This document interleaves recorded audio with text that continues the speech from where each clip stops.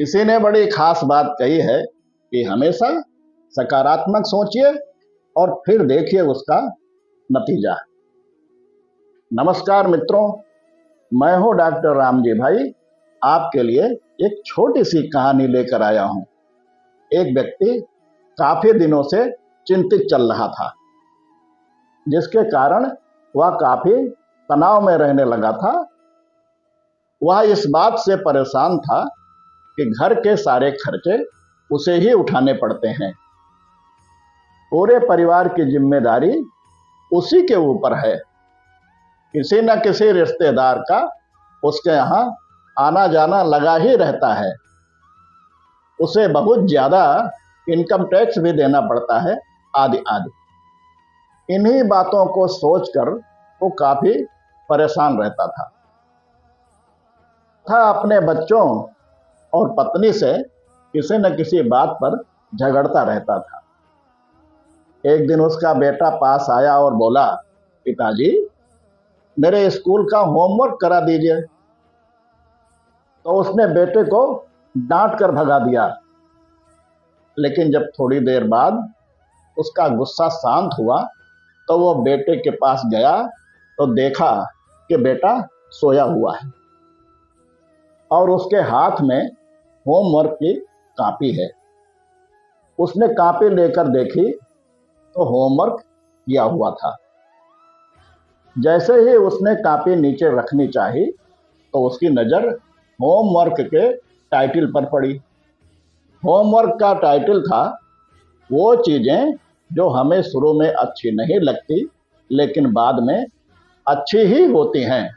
इस टाइटल पर बच्चे को एक पैराग्राफ लिखना था, जो उसने लिख लिया था। उत्सुकता बस उसने बच्चे का लिखा अपने कमरे में लाकर पढ़ना शुरू किया। बच्चे ने लिखा था, मैं अपने फाइनल एग्जाम को बहुत धन्यवाद देता हूँ, क्योंकि शुरू में तो ये बिल्कुल अच्छे नहीं लगते, लेकिन इनके बाद स्कूल की छुट्टियां पड़ जाती हैं। मैं कड़वी दवाइयों को बहुत धन्यवाद देता हूँ, क्योंकि शुरू में तो ये कड़वी लगती हैं, लेकिन ये मुझे बीमारी से ठीक करती हैं। मैं सुबह सुबह जगाने वाली उस अलार्म घड़ी को बहुत धन्यवाद देता हूँ, जो मुझे हर सुबह बताती है कि मैं जीवित हूँ। मैं ईश्वर को भी धन्यवाद देता हूँ, जिसने मुझे इतने अच्छे पिता दिए हैं, क्योंकि उनकी डांट मुझे शुरू में तो बहुत बुरी लगती है, लेकिन वो मेरे लिए खिलौने लाते हैं, मुझे घुमाने ले जाते हैं और मुझे अच्छी अच्छी चीज़ें खिलाते हैं। और मुझे इस बात से खुशी है कि मेरे पास पिता हैं, क्योंकि मेरे दोस्त सोहन के पास तो पिता ही नहीं है। बच्चे का होमवर्क पढ़ने के बाद वह व्यक्ति जैसे अचानक नींद से जाग गया हो। उसकी सोच बदल गई। बच्चे की लिखी बातें उसके दिमाग में बार बार घूम रही थी, खासकर वह लास्ट वाली लाइन कि नींद उड़ गई। फिर वह व्यक्ति थोड़ा शांत होकर बैठा। उसने अपनी परेशानियों के बारे में सोचना शुरू किया। मुझे घर के सारे खर्चे उठाने पड़ते हैं, इसका मतलब कि मेरे पास घर है।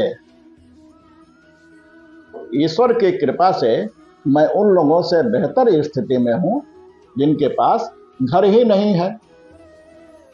मुझे परिवार की जिम्मेदारी उठानी पड़ती है, इसका मतलब है कि मेरा परिवार है।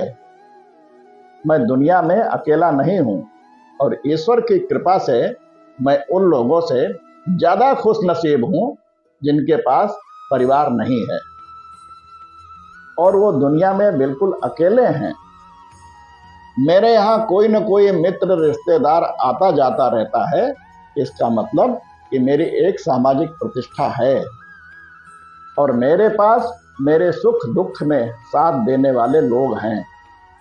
मैं बहुत ज़्यादा इनकम टैक्स भरता हूँ, इसका मतलब कि मेरे पास अच्छी नौकरी है और मैं उन लोगों से बेहतर हूँ जो पैसों की वजह से बहुत सी सुविधाओं से वंचित हैं। हे भगवान, तेरा बहुत बहुत धन्यवाद। मुझे माफ करना, मैं तेरी कृपा को पहचान नहीं पाया। हाथ जोड़कर उस व्यक्ति ने ईश्वर को धन्यवाद देते हुए कहा। इसके बाद उसकी सोच बदल गई। उसकी सारी परेशानी, सारी चिंता एकदम जैसे खत्म हो गई। वह भागकर अपने बेटे के पास गया और सोते हुए बेटे को गोद में उठाकर उसके माथे को चूमने लगा और अपने बेटे को तथा ईश्वर को धन्यवाद देने लगा। हमारे सामने जो भी परेशानियां हैं, उसके सकारात्मक पक्ष को देखें। हम जब तक किसी भी चीज को नकारात्मक नजरिए से देखते रहेंगे, तब तक हम परेशानियों से घिरे रहेंगे। लेकिन जैसे ही हम उन चीज़ों को, उन्हीं परिस्थितियों को सकारात्मक नज़रिए से देखेंगे, हमारी सोच बदल जाएगी और हमें मुश्किलों से निकलने के नए नए रास्ते दिखाई देने लगेंगे। ऐसी ही नई कहानी के साथ आपसे अगली बार फिर भेंट होगी। तब तक के लिए नमस्कार।